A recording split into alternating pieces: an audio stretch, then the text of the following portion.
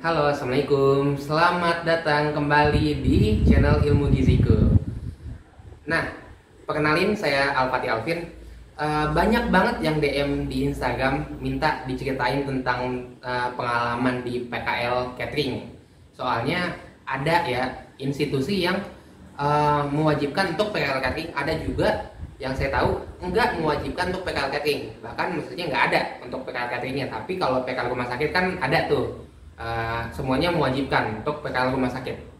Nah, jadi apa namanya nggak terlalu diwajibkan PKL catering ini, karena di PKL catering ini ya kalau misalnya kita ikutin kata-kata dari CEO-nya atau dari HRD-nya atau dari head chef-nya itu otomatis nilai kita udah A gitu. Soalnya laporannya juga kan gampang, karena cuman kayak sejarah dari catering itu, gimana dia sistem pendistribusiannya, terus habis itu juga alamatnya di mana, dan juga sistem dari alur dari penerimaannya sampai dengan pendistribusiannya kayak gimana. Itu kalau kita ngikutin dari yang kata-kata HRD, CEO ataupun head chef-nya itu, emang kita bakalan tahu tentang alurnya gitu.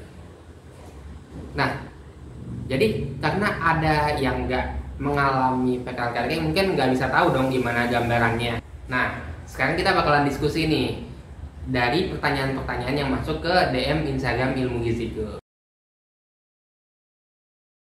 Pertanyaan pertama, apa aja sih persiapan yang dibutuhkan untuk PKL MSPM komersial?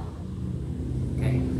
Untuk PKL MSPM komersial atau PKL catering, karena biasanya catering ya, yang pertama dilakukan adalah niat dulu. Niat karena niat yang ikhlas ya, maksudnya niat yang ikhlas karena kalian ya dalam angkanya apa ya, banyak disuruh-suruh ibaratnya, karena kan emang orang PKL atau orang magang emang banyak yang disuruh-suruh gitu.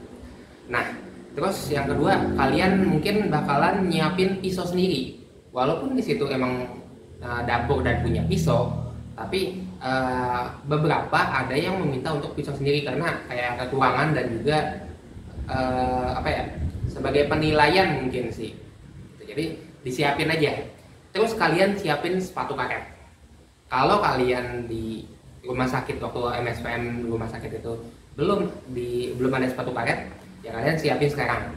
Nah, tapi sepatu karet yang kalian siapin itu nggak sembarangan kalian beli, tapi kalian tanya dulu ke bagian mungkin bagian HRD-nya atau bagian dapurnya, sepatu apa sih yang biasa digunain. Karena kalau saya nih ya, pengalaman saya itu bukan sepatu karet, dia pakainya pakainya sendal kodok, sendal krok yang kodok gitu tuh gitu, dan kita harus beli.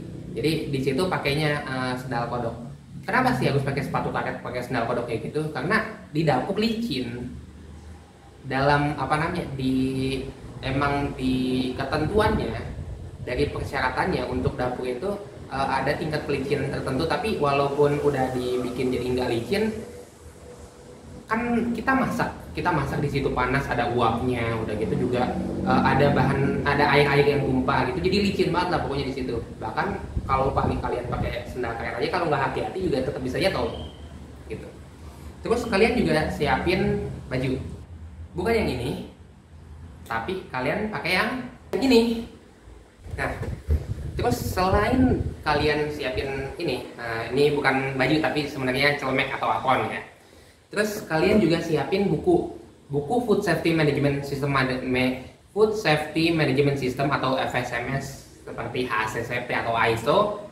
Kalian juga mungkin butuh buku manajemen sistem penyelenggaraan di rumah sakit dan hotel, yaitu buku yang kayak gini nih, yang penerbitnya GC. Nah, kalian juga bisa beli di bukunya di Nutrinatur ID ya, bisa di Shopee ataupun Tokopedia atau di website Ilmu Giziku.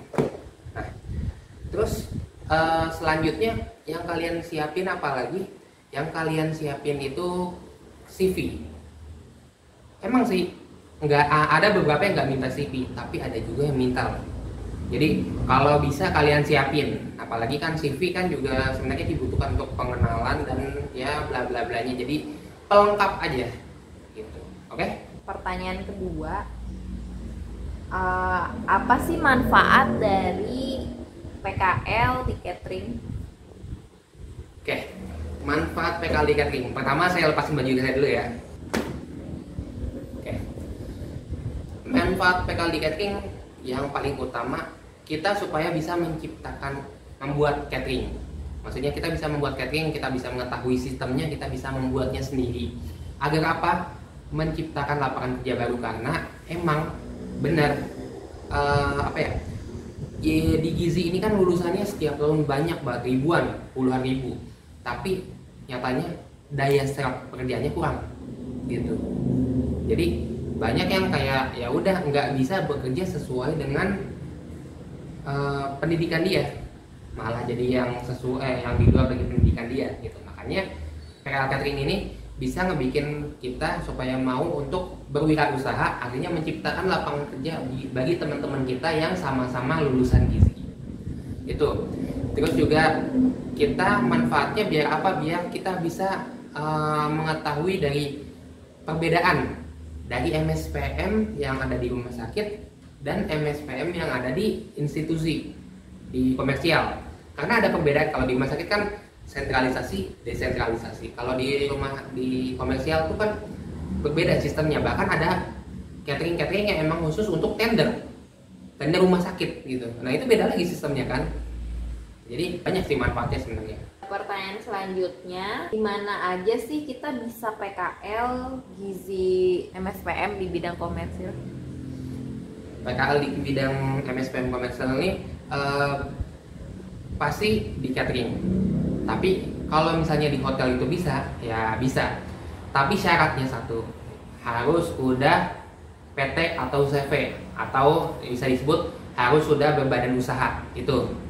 Terus penanggung jawabnya jelas dan bukan perusahaan yang cuman ada namanya gitu. Terus habis itu juga dia sudah, kalau bisa yang sudah menerapkan dari ISO ataupun dari kalau di itu HACCP. Nah itu supaya apa? Supaya kita bisa belajar. Karena kita kan nanti di sana kita bakalan menjadi utamanya bakalan jadi QC atau quality control dan atau bisa QA atau quality assurance. Walaupun kalau quality assurance ini kan sebenarnya harus punya pengalaman QC dulu gitu. Untuk pertanyaan selanjutnya, berapa lama sih biasanya PKL di catering ini? Enggak tentu sih, tergantung dari kampus kalian. Kalau dari kampus saya itu waktu itu selama 1 bulan, itu dari Januari, kan saya lulus tahun 2020 ya, tapi di Januari 2020 saya baru PKL catering sampai dengan Februari 2020, sekitar 1 bulan kalau dari saya pengalaman. Berarti belum corona?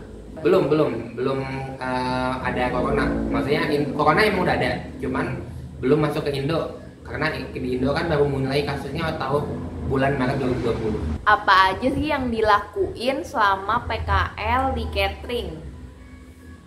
Apa aja? Iya. Tadi yang saya bilang, utamanya pasti QC sama QA. Palingan kalian mungkin bantuin di pemasakan, kayak pengolahan. Jadi kalian bakalan dikasih tahu resepnya ini, resepnya. Tapi beberapa kalau misalnya dia punya bumbu rahasia ataupun apa, dia nggak bakal ngasih tahu. Cuman kalau bahan-bahannya dia pasti kasih tahu kan. Kita bantuin masak di situ, ataupun kita bantuin packaging. Tapi emang sebenarnya kita tugasnya sebagai QC di situ. Karena kan emang di situ ada tenaga QC-nya. Kita bantuin dari tenaga QC-nya, QC dari mulai penerimaan bahan, QC dari gudang, QC dari persiapan bahan atau pembersihan gitu. Terus QC dari pengolahan, QC dari pendistribusian. Nah, pendistribusian itu yang dari mulai dia packing, ada juga untuk yang diantar ke pelanggan. Nah, kalau saya ini pengalamannya di PT Asidi Catering Indonesia itu saya ngerasain dari jadi QC di bagian semua itu. Saya juga ngerasain jadi yang ngolah doang, bukan jadi QC gitu, yang ngolah. Terus seperti saya juga ngerasain jadi yang bantuin bungkus-bungkusin. Saya juga ngerasain jadi yang nganterin nyampe benar-benar ke rumah si pelanggannya itu. saya anterin. Terus ada juga jadi ngerasain jadi HRD, tapi maksudnya cuman ya wawancara, ngerasain jadi marketing, karena catering saya juga itu kan catering akikah ya. Jadi kan pasti ada potong kambing. Nah itu saya juga ngerasain jadi bagian yang motong kambing itu gitu. Jadi tergantung dari institusinya. Tapi ya emang utamanya tadi jadi QC. Buat menu juga nggak Kak? Buat menu ya, buat menu karena emang mereka biasanya tolong dong buatin menu ini karena mungkin bakalan dipakai ke depannya gitu. Karena kan emang harus ada update ya. Masa dari dulu sampai berapa tahun ke depan selalu menu-menunya itu doang catering tuh. Pasti kan dia bakalan ganti-ganti. Nah, itu bikin menu. HACCP juga bikin HACCP. Gitu. Berarti kalorinya juga dihitung ya? Iya, bikin menu kalorinya harus dihitung lah. Masa kita bikin menu cuman ini doang, masak doang, itu mah tata boga. Oke, untuk pertanyaan selanjutnya, kesan-pesan selama PKL Catering dong Kak. Kesan-pesan PKL catering itu seru karena kita kan nggak pakai seragam ya, jadi maksudnya bajunya bebas, cuman kalau lagi masak tadi kan pakai apron. Nah serunya itu karena karena kan catering ya nyiapin makanan, artinya kita dapat makan siang gitu. Soalnya kalau di rumah sakit kan jarang dapat makan siang, tapi kalau misalnya di catering pasti dapat makan siang, walaupun makan siangnya beda sama yang dimasak. Soalnya kan kalau saya kan akikah, berarti kan ya gulai kambing, sate kambing gitu kan, nggak mungkin disajiin. Tapi pasti ya makan siang yang kayak makanan umumnya di nasi ames gitu. Terus untuk beberapa catering, kalau kalian beruntung digaji. Saya juga kayak yang teman di angkatan saya ya, itu kan ada satu catering yang emang selalu digaji terus gitu, setiap tahun selalu pasti digaji. Nah tiba-tiba ada catering baru yang kita baru coba ke sana, ternyata di situ digaji waktu di akhir dan lebih tinggi dari yang biasanya ngasih gaji ini gitu. Dan itu kayak surprise banget nggak sih gitu kan, kayak wow udah di situ PKL-nya seru dan nggak terlalu susah, dapat makan siang juga, dapat gaji di akhir tiba-tiba. Nah mungkin itu beberapa pertanyaan yang ada masuk ke DM Instagram Ilmu Giziku, jadi udah beberapa saya bantu jawab ya. Nah kalau teman-teman ada yang mau ditanya lagi bisa tanya ke kolom komentar, nanti insya Allah kami bakalan jawab. Terus juga kalau misalnya teman-teman ada yang pengen cerita-cerita tentang pengalaman di PKL catering, bisa langsung cerita di bawah nih gitu. Nanti cerita panjang aja nggak apa-apa kok, kita malah seneng, soalnya kan kayak berbeda cerita kan, makin banyak kita kayak oh begini loh, makin bergambar. Nah sekian dari saya, terima kasih, tetap jaga kesehatan dengan pola gizi seimbang karena sehat itu mulai dari gizi. Bye bye.